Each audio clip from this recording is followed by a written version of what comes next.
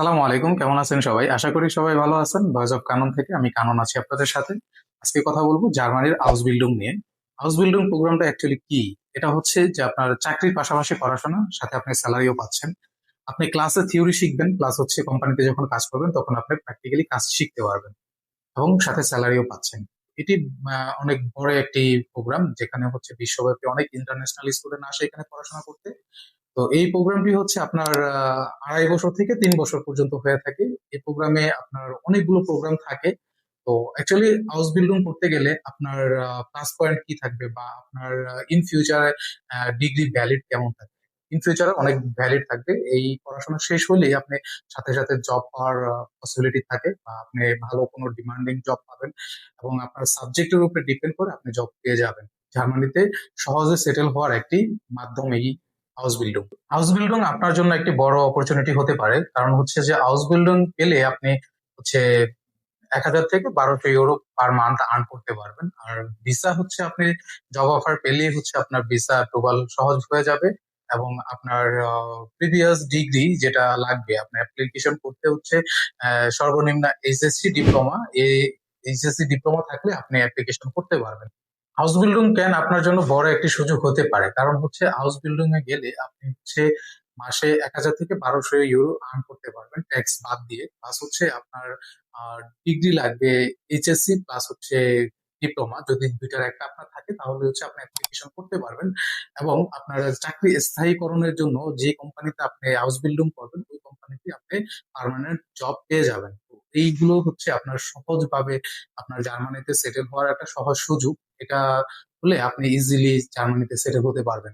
কোন কোন সেক্টরে হাউস বিল্ডিং করা যায়? সাধারণত nursing, hotel, restaurant, car mechanics, electrician, IT, software and mechatronics, electronics, air traffic control, office management এবং ব্যাংকিং। এই সেক্টরগুলোতে সহজেই আপনি হাউস বিল্ডিং পেয়ে যাবেন। এখন আসি 2026 সালে হাউস বিল্ডিং করার জন্য আপনার কি কি ডকুমেন্টস রেডি রাখতে হবে বা কি কি রিকোয়ারমেন্ট থাকে।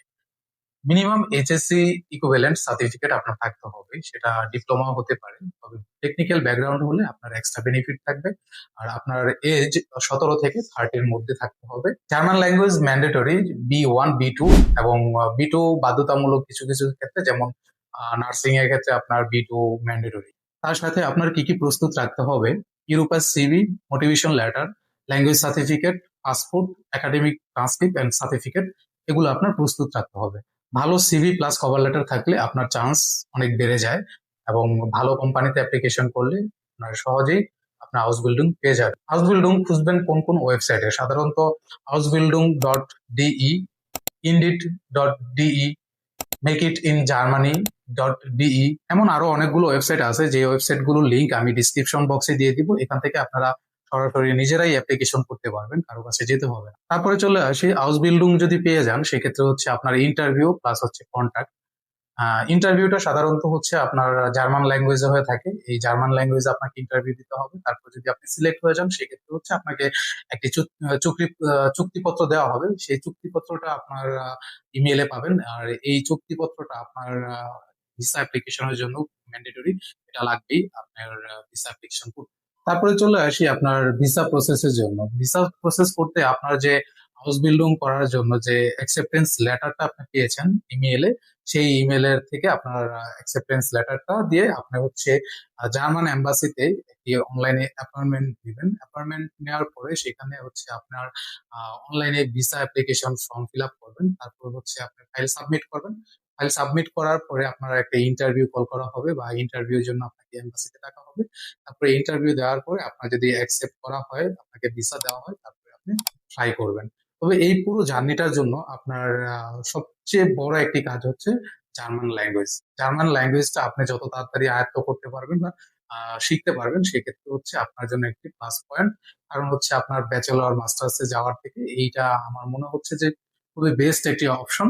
যদিও জার্মান ল্যাঙ্গুয়েজ শিখতে একটু কষ্ট করতে হবে, বাট কষ্ট যদি করতে পারেন সেক্ষেত্রে হচ্ছে আপনাদের জন্য জার্মানি সেটেল হওয়ার জন্য সবচেয়ে সহজ একটি মাধ্যম হচ্ছে হাউস বিল্ডিং।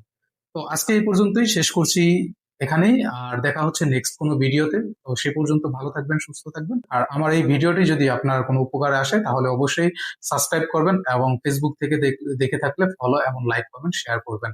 ধন্যবাদ, ভালো থাকবেন।